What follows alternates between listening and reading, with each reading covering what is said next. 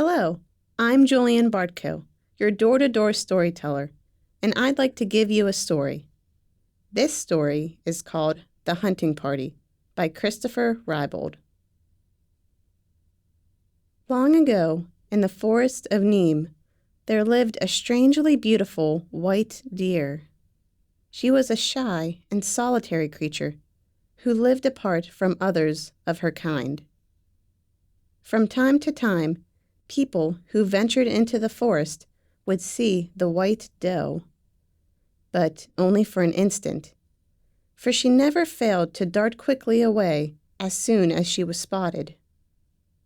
Now the king loved to hunt, and when word of the mysterious white doe reached him, the king ordered his master of the hunt to make ready.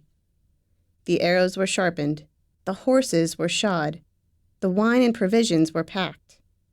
Then, one fine fall morning, the nobles and retainers gathered at the castle gate, and the hunting party set off into the forest of Nîmes to pursue the beautiful white hind. The king and his nobles sat high upon their horses, arrayed in bright green livery, with their wide leather belts, polished goatskin boots, long ash bows, and fine linen quivers. The master of the hunt rode to the right of the king. The master of hounds rode to the left, as his excited dogs whined, paced, and growled. A few highly favored squires and pages trailed discreetly behind, ever ready with the wineskins, cheese, dried meats, and other sundries that their lords might desire upon the hunt. It was cool and pleasant as the hunting party entered into the greenwood. The sun was shining, but the hunters rode in shade under the leafy forest canopy. The hunters followed a well-worn path as it meandered long and lazy through maple, chestnut, and oak trees. The trees were nearing their peak fall color, and their leaves were a riot of crimson, orange, brown, and gold. The king rode at the head of the party. As the hunters made their way through the forest, they saw an assortment of woodland creatures, rabbits, squirrels, and many colorful birds that nested among the trees. But they saw no sign of their quarry. Until suddenly, there she was. The white doe of Nîmes appeared, almost as if by magic, and stood in a clearing no more than 10 yards ahead of the king. Time stood still. It was customary for the king to take the first shot, so the other nobles nocked their arrows, but did not draw. The king, however, made no effort to take his aim. He simply stared at the magnificent white hind. The doe was more beautiful than he had imagined, and for a critical moment, the king was transfixed. Then the deer leapt into a thicket, and in an instant, she was gone. The master of hounds let the dogs loose, and they tore into the underbrush. The dogs quickly picked up the doe's scent. They raced after her, and the woods came alive with the sound of the hunt. The hunters worked their horses hard to maintain a line of sight with the dogs and to cut off any avenue of escape for the doe. For more than an hour, the hunting party pursued the white doe. Then, suddenly, everything went quiet. The dogs lost the hind scent. The retainers made loud noises and poked into thickets with long staves to help the dogs flush out the deer. But they found no sign of the elusive white hind. The king's men were crestfallen. They regrouped and began to discuss whether to continue the hunt or to return to the castle. As the men conversed, the dogs began to bark wildly, as they again caught the scent of the doe. The dogs leapt and howled as they raced after her. Soon they converged around a copse at the base of a cliff. There, the dogs began to point and bay, signaling that they had cornered their prey. Yet, there was no sign of the white hind. The king was the first to grasp what had happened. He smiled as he dismounted and drew his sword. For several minutes, he worked to clear away the brambles that concealed the narrow entrance to a cave. Soon, the king found the doe's hiding place. He would have his prize after all. The king nocked an arrow and drew his bow. He took his aim into the black interior of the cave, paused to steady his breathing, and then let loose his arrow to fly into the darkness. The whoosh of the arrow was followed by a pained cry. The king smiled, and there were congratulations all round as he made his way into the cave to retrieve the doe.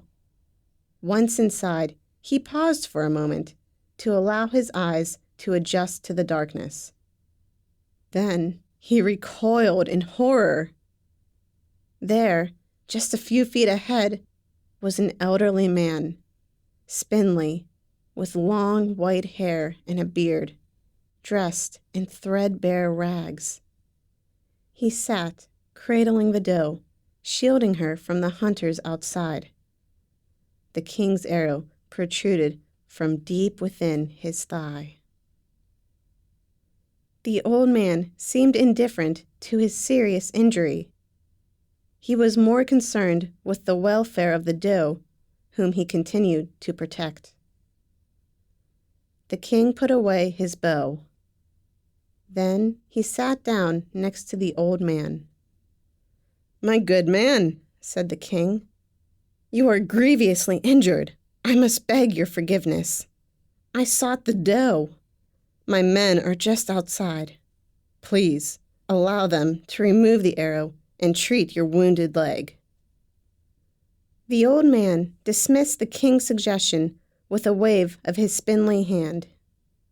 Then he replied, "My injury is of no concern. I will join my suffering to Christ's suffering and offer it as a penance." The king asked the old man his name.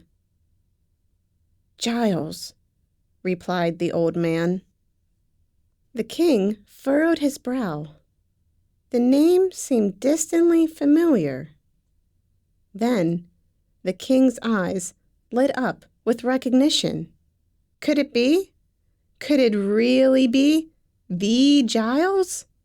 Giles, the wonder worker, the saintly man of God, who had disappeared from Arles so many years ago?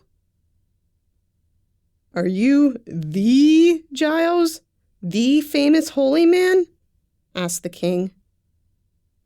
Giles affirmed the king's suspicion with a nod. The king called for his pages to bring food and wine. Then he turned to Giles. The king offered Giles some of the food and wine, and Giles gratefully accepted a little of each. Nearby, there was a small, stone-lined pit with a bit of tinder and kindling. The king began to work on a fire. Soon, Giles, the doe, and the king appeared in a flickering contrast of bright light and deep shadow as the flame took hold. A pleasant warmth spread through the cave, and the close air was perfumed with the scent of wood smoke. Giles winced with pain, and the king helped him to reposition himself. Then the king spoke. "It is said that many who receive your blessing were healed." "Yes," replied Giles. "But you came here of your own accord. You chose to live apart, to abandon your ministry of healing?" inquired the king. Giles answered, "I never claimed to have any special powers. The healings attributed to me were accomplished through faith and by the power of the Holy Spirit. I sought only to serve, simply and humbly, through prayer and penance.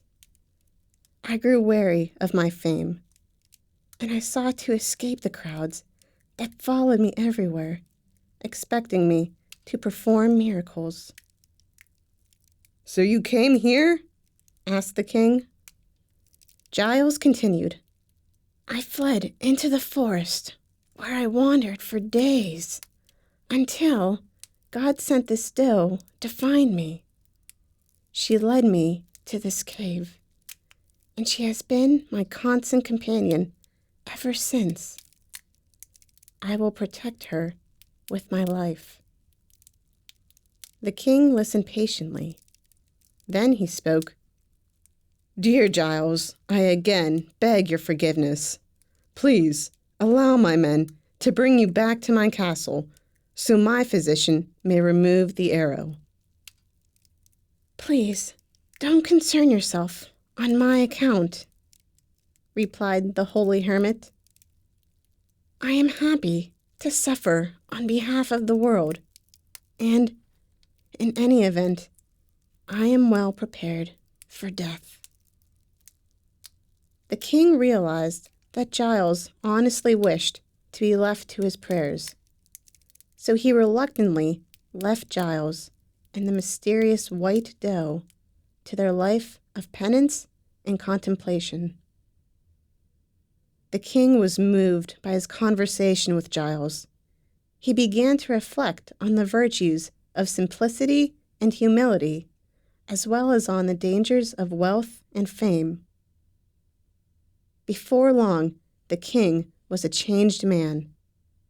He no longer worried about worldly vanities like hunting trophies, and turned his attention instead to just rule, caring for the poor, and spreading the gospel.